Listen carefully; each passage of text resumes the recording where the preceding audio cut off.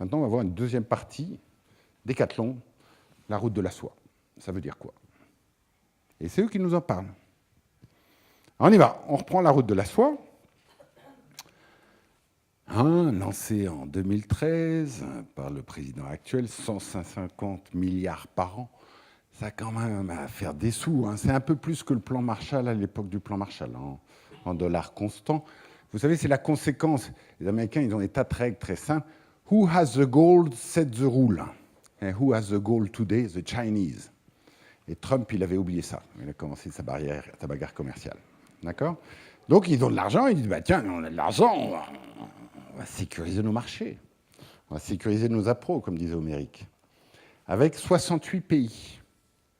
Donc, ils arrivent avec leurs milliards. Ils disent, toi, ton chemin de fer, il n'est pas terrible. Toi, ton port, il n'est pas terrible. Toi, ton apport. Et voilà 2 milliards. Bon, tu me signes ce petit bout de contrat. Première ligne, Chinese Law. D'accord? Deuxième ligne, pro-business. On va voir ce que ça veut dire plus tard, etc., etc. Puis il faut rembourser quand même un jour. Chinese Law et Pax China. Vous connaissiez la Pax Romana, maintenant c'est la Pax China. Et ça va très très vite. Alors, Decathlon, c'est quoi pour vous la supply chain de Decathlon, la Chine avec le reste du monde? Donc je vous ai remis les chiffres, 48% des produits vendus dans les magasins dans le monde viennent de la Chine. Ordre de grandeur, 800 containers par mois. Vous voyez la taille, ça commence à faire du matériel, à bouger. Et dans l'ancien temps, avant la route de la soie, et voilà. Et ça, c'était 41 jours. OK? 41 jours, ça fait du temps. Et vous savez qu'en matière de mode, parce que le sport, c'est matière de mode, time to market, c'est crucial, quoi. 41 jours, quel est le connard qui m'a commandé ces baskets jaunes? J'arriverai jamais à les vendre, c'est plus la mode, et qu'est-ce que c'est? Qu'est-ce que je vais faire de stock? Je vais le brader, etc., etc. Donc ils raisonnent toujours comme ça, ils disent, voilà, un ordre qu'on donne au manufacturing pour faire 150 000 godasses, par exemple, c'est 15 jours de fabrication, plus 41 jours de transit, donc c'est dans ma warehouse, minimum 56 jours. Heureusement, Xi Jinping, en 2013, il lance la route de la soie, et on y va. Donc de Wuhan à Dourges. C'est le gros warehouse de Decathlon près de Lille. Donc ça traverse 7 pays, ok, 10 700 km en train. Donc la route de la soie, ça consistait à dire, bon, ben, on va faire des ponts. Là, il n'y avait pas de train qui passait. Puis, ah oui, toi, en Turkménistan ou en Kazakhstan, t'as pas les mêmes élargissements de rails. Bon, ben, on va reconstruire ton truc, quoi. On y va, on arrive avec nos milliards. Premier résultat, 26 jours. Pas mal, hein? 41 jours, 26 jours. Et puis là, cette année, vous lirez dans la presse, grand cocorico, le premier train bleu. 100% Décathlon, 40 containers. Et là, il gagne 5 jours, 20 jours. D'accord? Alors, Amérique vous a dit la fin de la route de la soie, c'est 2049, mais c'est pour ne pas faire peur aux gens. Et Decathlon, il dit non, ils nous ont dit en 2021. Vous regardez, 2021, c'est demain matin. 2021, 5 jours. Donc j'ai pris ma calculette, c'est 80 km/h de moyenne. Donc vous êtes patron d'une ligne produit chez Decathlon.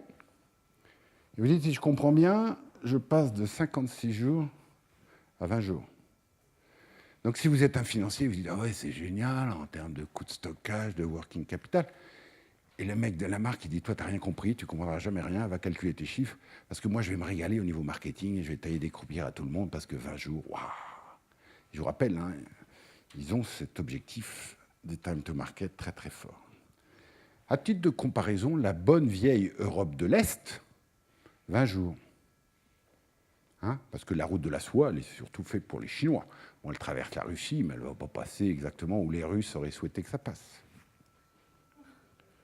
La Pax China, donc ceux qui aiment la géopolitique, régalez-vous, vous tapez New York Times, Sri Lanka, Silk Road, et vous avez un merveilleux article, très bien documenté, qui fait 3 bonnes pages, et qui raconte l'histoire du petit port du Sri Lanka. Vous voyez, en bas de l'Inde, là, il y a le Sri Lanka.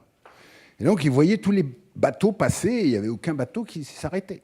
Alors les Chinois, ils arrivent à dire, bah oui, t'as vu ton port, hein, c'est pas un port. Allez, signe là 1 milliard, on va remettre le port à neuf.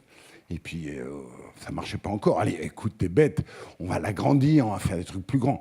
Signe en bas à droite, 5 milliards. Puis le trafic, il vient toujours pas. Ah bah oui, tes études, elles étaient cons, mais tu sais que tu me dois 6 milliards. Et je sais pas si tu as lu la clause du contrat, il y a écrit qu'il faut quand même rembourser. Mais il y a une autre petite clause qui dit que si tu ne rembourses pas, c'est pas grave, tu nous donnes le port. D'accord? C'est très bien raconté. Hein.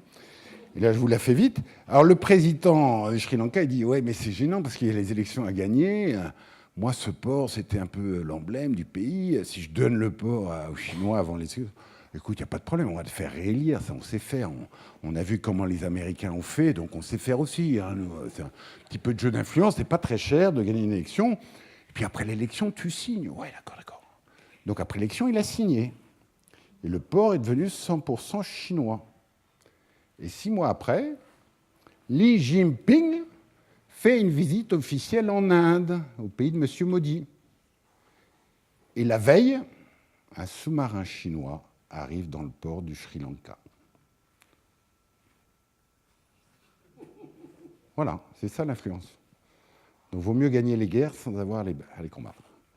Et puis vous avez Pax China. Quand vous lisez attentivement ces articles Azerbaïdjan News, vous voyez qu'il y a une grande délégation chinoise qui est venue voir le ministre de l'Azerbaïdjan pour parler de la ligne de chemin de fer et comment aller le business. Puis ils leur disent, les gars, c'est bien, mais nous, on sait, hein, en Chine, la corruption, c'est pas bon pour le business. Alors nous, on leur coupe la tête en Chine. Bon, vous, je ne sais pas ce que vous faites, mais il faudrait régler le problème de corruption. Et puis le terrorisme, c'est pas bon pour le business. Alors, nous, on fait comme ça en Chine. Je ne sais pas comment vous faites, on peut vous expliquer, mais ça serait bien que vous nettoyiez un peu le terrorisme.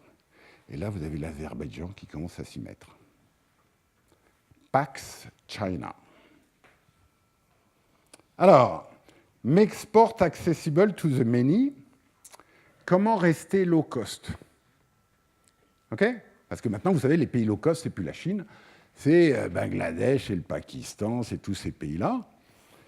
Et donc, eux, ils ont fait leur partenariat mirobolant avec le fabricant de chaussures, avec toutes les valeurs, t'es responsable, t'es tout ce que tu veux. Et donc, ils ne vont pas le faire à la Adidas. En disant, bon, les mecs, ciao, hasta vista, moi je pars au Bangladesh. Et puis même, c'est bête, parce que si vous vous rappelez, le coût de fabrication de la chaussure, c'est 7 € sur 80 €. D'accord? Et vous perdez tout le savoir-faire que vous avez accumulé en travaillant avec vos ambassades. Okay? Donc voilà ce qu'ils font. Donc ils ne font pas comme Adidas. Vous pouvez lire des histoires d'Adidas ou de Nike partout, quand ils ferment des sites chinois pour aller au Bangladesh. Donc ils disent aux fabricants, bah écoute, nous on te connaît bien, on a beaucoup travaillé ensemble, tu sais, on doit faire les godasses pour le Méni, là. Donc c'est vrai qu'aller au Pakistan, au Bangladesh, c'est intéressant, mais tu sais quoi, c'est toi qui vas y aller. D'accord? C'est à toi, quoi, tu connais des trucs. Donc tu y vas. OK? Donc tu te débrouilles, mais voilà, donc tu trimbales ton usine, tu te débrouilles. Et puis, comme M. Xi Jinping, il est quand même assez intéressant et assez intelligent, il a dû voir venir le coup. Parce qu'en disant, les low cost à côté de moi, ils vont me piquer le beefsteak, parce que je ne vais plus être low cost. Et quand il a fait sa superbe infrastructure avec la route de la soie, eh ben, le Bangladesh, ça se trouve, il va repasser par Wuhan pour prendre le train qui met 5 jours. Voilà un petit cours de géopolitique, côté business, et on est prêt à prendre vos questions. Venez avec moi.